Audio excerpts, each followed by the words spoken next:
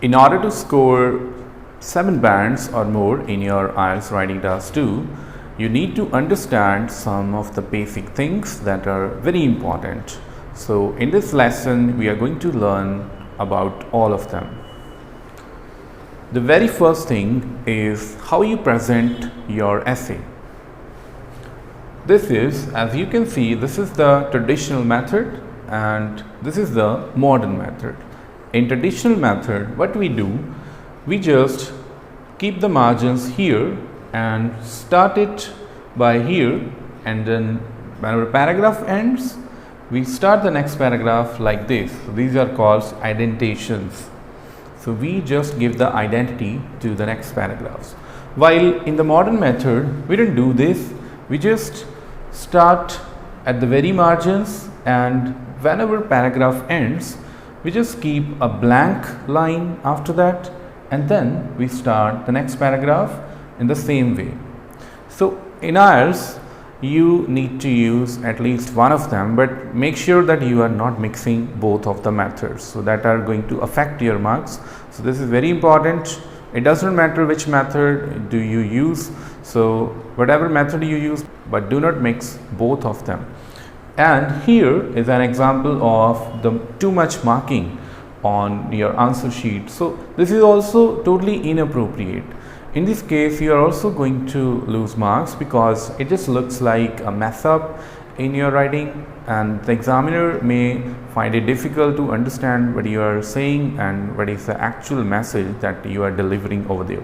So make sure you use pencil instead, the dark pencil, so that you can erase the marking that you have done over there. If you have written some of the wrong words or sentences, so that you can erase them, or if you cannot erase them, you don't have that much time to erase them and write them again. So you just need to simply put a line, a single line on the words that you want to eliminate in your writing. So here is a 10-point guide to the presentation and the layout in your IELTS writing task 2. Well, there is no need for title in the IELTS test task writing, and do not rewrite the question task. Just simply it is given. You always make sure that you paraphrase it. So you should not rewrite the question. Use left and right margins as in the two good examples that we have already shown you. Use either indentations for the first line of each paragraph, the traditional method, or the blank line methods, the modern methods. Do not use double spacing, that is, do not leave a blank line between each line of writing. Use all the line right from the very edge of the left margin all the way to the very edge of the right margin. That means you should make sure that all your lines makes a straight line, they are not mismatched. And one more thing, that do not split words. Rather than memorize complex rules for splitting words, do not split them. So if you just split the word, and the examiner may misunderstood the word, or that is also avoided in the IELTS exam.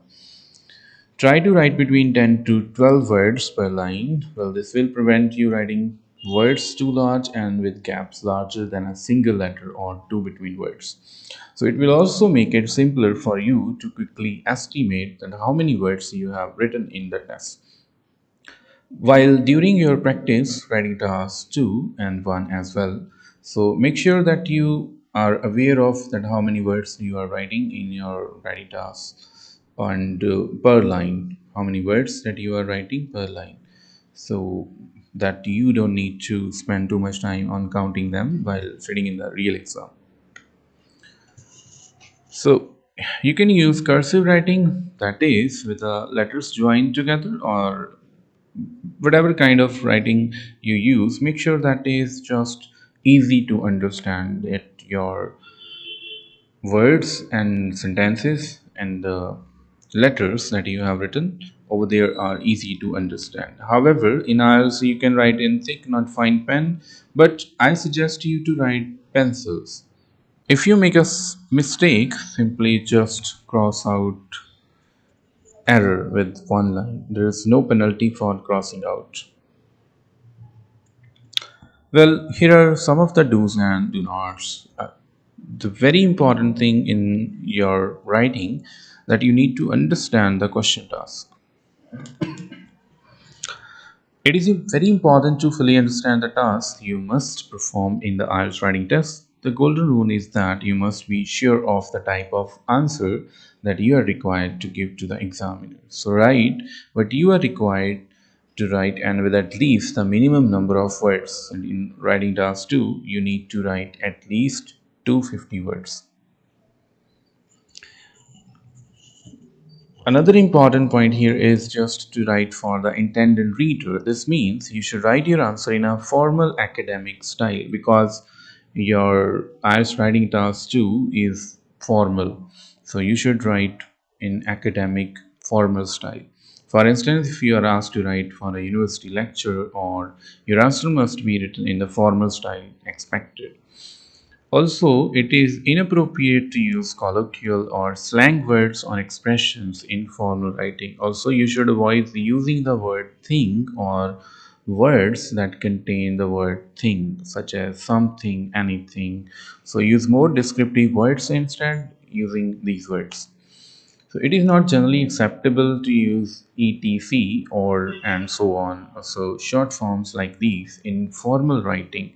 Instead, make a list of at least three examples of what you wish to say and punctuate as follows.